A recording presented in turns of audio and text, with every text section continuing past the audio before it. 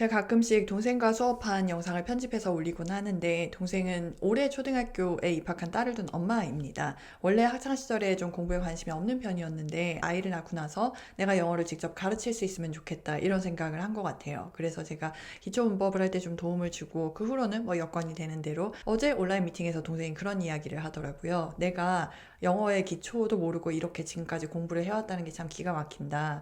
그래서 제가 물어봤어요. 너가 생각하는 영어의 기초는 뭐야? 이랬더니 잘 표현을 하지는 못하더라고요. 근데 제가 해석한 동생의 말은 약간 이런 느낌이었어요. 우리말 같은 경우는 여러 가지 장치가 있어서 문장의 어떤 성분을 생략하더라도 문장 전체의 의미가 영향을 좀 덜 받는 편이죠. 근데 영어는 뭔가 빼거나 없어지면 의미가 틀어지거나 달라지거나 하는 언어이기 때문에 영어의 특성이 그렇다는 걸 동생이 이제 문장을 볼 때마다 조금씩 이렇게 느끼기 시작하는 것 같아요. 약간 이거를 의식하면서 공부를 해야 되는구나. 내가 영어 단어를 그렇게 공부하고 있는지 아닌지를 확인할 수 있는 한 가지 좋은 방법이 의문문을 만들어 보는 방법인 것 같아요. 평서문 배열이 아직 잘 안 되고 있으면 의문문은 거기에서 한번 순서를 다시 섞어야 되기 때문에 굉장히 어렵게 느껴지거든요. 본인이 문장을 만날 때마다 의문문으로 바꿔보면서 내가 이게 잘 되는지 안 되는지 이런 걸 한번 테스트를 해보셔도 좋을 것 같습니다. 주어가 있고 알맹이 동사가 있고 근데 이 아이 혼자는 잘 쓰이지 않고 뉘앙스를 조금 첨가해주는 can이나 뭐 will이나 is going to라든지 이런 아이들 전체가 동사 부분을 구성하고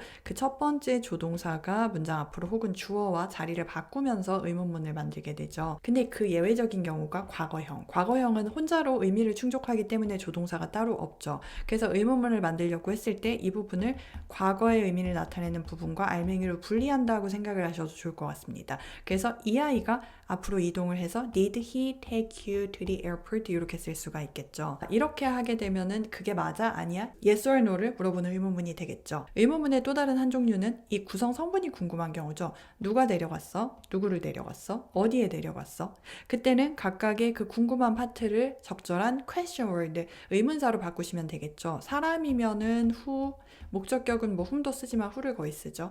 자, 장소 같은 경우는 where 이렇게 바뀌죠. 근데 이 순서로 그냥 두는 게 아니라 이 question word를 앞으로 이동하고 문장을 아까 좀 전에 우리가 yes or no 의문문 할 때 했던 것처럼 재배열을 해주셔야 되죠. 예를 들면 자, 이 부분 그 사람이 누구를 공항에 데려갔는지가 궁금한 거예요. 그러면 he took who to the airport. 근데 이렇게 끝나지 않고 who가 맨 앞으로 오고 그 다음에 아까 했던 did he take to the airport. Who did he take to the airport 이렇게 되겠죠. 어디로 데려간지 궁금하면 where 바꾸고서 역시 일단 문장 맨 앞으로 where 하고서 나머지 기억나시나요? Did he take you? Where did he take you? 그 사람 너를 어디로 데려갔니? 이거에 대한 예외가 궁금한 부분이 주어인 경우입니다. 이때는 이게 끝이죠. Who took you to the airport? 누가 너를 공항에 데리고 갔느냐? 이 부분 놓치시는 경우가 많더라고요. 궁금한 부분, question word가 주어인 경우에는 배열 순서를 바꾸지 않아도 괜찮습니다. 근데 두 번째, take를 사람이 아닌 사물주어를 일반적으로 쓰고 사람 오고 여기 시간이나 돈이나 노력 같은 것이 오게 되면 이것이 이 활동이 이 사람으로 하여금 이만큼의 시간, 돈, 노력이 들게 했다. 우리말로 자연스럽게 바꾸면 이 사람이 요거 하는데 시간, 돈, 노력이 필요했다. 이 정도의 느낌이 되죠. 가짜 주어 굉장히 친하죠. 그 활동, 구체적으로는 아빠한테 줄 선물을 사는 것. 그랬어? 아니었어? 하게 되면은 아까처럼 역시 과거형이니까 did it take you a long time? 이렇게 물어보겠죠. 혹은 우리가 구체적으로 보통 이 부분이 궁금한 경우가 많은 것 같아요. How long? 시간의 경우는 how long 이라는 의문사 덩어리로 바꾸는 경우가 많죠. 하고 역시 맨 앞으로 보내고 그 다음 규칙 생각나시나요? 문장의 나머지 퍼즐들을 의문문 순서대로 배열하시면 Did it take you? How long did it take you to find a gift for your dad? 이렇게 되겠죠. 얘가 궁금할 수도 있겠죠. 무엇이 너로 하여금 그렇게 오랜 시간이 필요했니? 즉, 왜 이렇게 오래 걸렸어? 얘를 사물이니까 what으로 바꾸겠죠. 그럼 what took you a long time 혹은 what took you so long 이런 조합도 많이 쓰는 것 같아요. What took you so long, brother?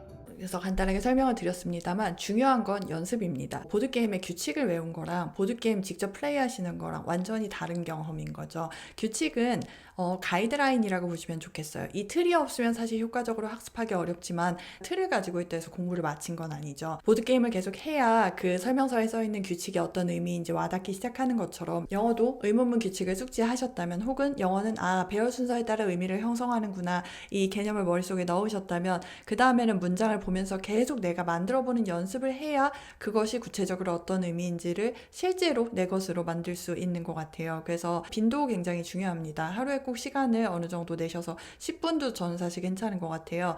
내가 까먹지 않을 주기로 계속 감각을 입력을 해주는 거죠. 그래서 영어가 그런 특성을 가진 언어라는 걸 잊어버리지 않을 수 있도록 매일매일 꾸준히 공부를 한번 해보셨으면 좋겠습니다.